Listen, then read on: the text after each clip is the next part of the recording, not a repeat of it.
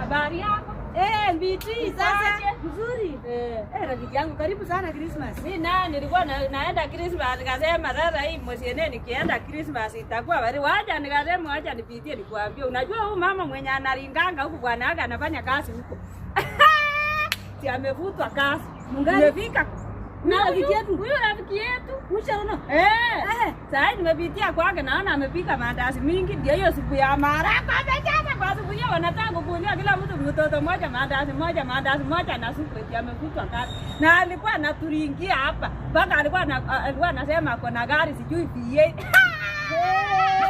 Unakumbuka vile Christmas alikuwa anajifanya hapa ati wanakunywa sweet soda, sijui pilau, hata mambo ya Christmas kwa watoto hakuna, manguo hakuna.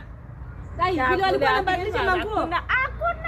Hai watu tunafanana. Kumbe mwenye alikuwa njoo alikuwa arudi chini. Imagine. Yaani unamaanisha Cherona sasa aliye juu mngojee chini. Mngojee chini mngojee juu. Sasa atatuongojea juu.